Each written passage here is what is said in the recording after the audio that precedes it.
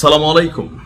একটা ভালো সুসংবাদ দিতে আসছি। দেখেন, 2025 সাল ঘিরে যে ভবিষ্যৎবাণীগুলো ছিল, এর মাঝখানে একটা জিনিস ছিল যে বাবা ভাঙা তিনি বলছিলেন যে 2025-এ মধ্যপ্রাচ্য এবং ইউরোপের মধ্যে একটা যুদ্ধ ছড়িয়ে পড়বে।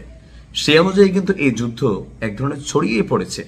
এবছরের শেষাংশে কি হবে জানি না, তবে যাই হবে, যদি এই ভবিষ্যৎবাণীগুলোতে আমি বিশ্বাস করি না, বাট যাই হবে সেটা আমাদের জন্য কল্যাণকর হবে। কারণ মধ্যপ্রাচ্য থেকে একটা শক্তির উদয় হবে যারা ইউরোপকে বা পশ্চিমাদেরকে একটা পর্যায়ে গিয়ে শাসন করবে। তা আপনি যদি একটু ক্যালকুলেশন করেন, মধ্যপ্রাচ্য মানে আরব রাষ্ট্রগুলোতে কারা সেই শক্তি? সৌদি নেভার, দুবাই নেভার, কাতার ভেল নাই, কারণ এরা 10টা আরব রাষ্ট্র তো মার্কিন ঘাঁটি আছে। তাহলে কে? সেই ইরান।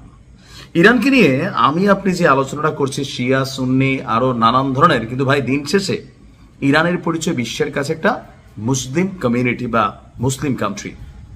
তো যুক্তরাষ্ট্রের পররাষ্ট্র নীতি নিয়ে গবেষণা করা অলাভজনক একটা সংস্থা হচ্ছে কুইন্সি ইনস্টিটিউট ফর রেসপন্সিবল স্টেটক্রাফট।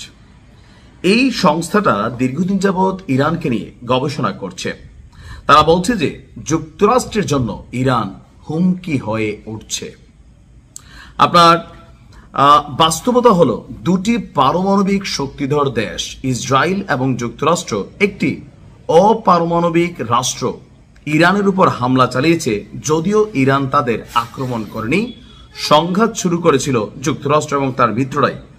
এই হামলা একটা জিনিস সামনে নিয়ে এসেছে যে আমেরিকা এবং ইসরায়েল যৌথভাবে তাদের পারমাণবিক কর্মসূচিকে গুড়িয়ে দেওয়ার জন্য অথবা নিশ্চিহ্ন করার জন্য যতগুলো অ্যাক্টিভিটিস নিয়েছে, কাজ হয়নি। তথ্য বলছে এই হামলার পর ইরান আগামী 5 থেকে 10 বছরের মধ্যে আনুষ্ঠানিকভাবে পারমাণবিক অস্ত্রধারী একটা রাষ্ট্র হয়ে উঠবে। গবেষণা তাই বলছে। ইসরায়েলের সাম্প্রতিক হামলায় ইরানের সামরিক বাহিনীর প্রধান মোহাম্মদ বাঘেরি, আইআরজিসি প্রধান হুসেইন সালামি সহ একাধিক শীর্ষ সামরিক ও নিরাপত্তা কর্মকর্তা নিহত হয়েছেন।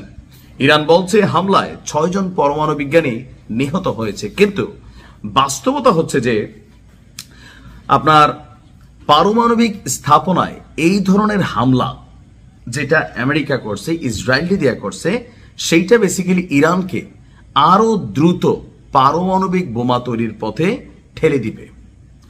এই হামলা মধ্যপ্রাচ্য জুড়ে পারমাণবিক কর্মসূচিকে আরো বেগবান করবে। মানে শুধুমাত্র ইরান না, আরো যে রাষ্ট্রগুলো আছে সেই রাষ্ট্রগুলো তারাও আস্তে আস্তে এই পরমাণু শক্তিধর হয়ে ওঠার প্রতিযোগিতায় নামতে পারে। এর মাঝখানে প্রথম সারিতে যারা আসবে এর মধ্যে নাম হচ্ছে সৌদি আরব। তবে আমার ধারণা সৌদি এটা পারবে না। বলে আপনি কেমনে জানেন? দেখেন, সৌদিতে মার্কিন সামরিক ঘাঁটি আছে।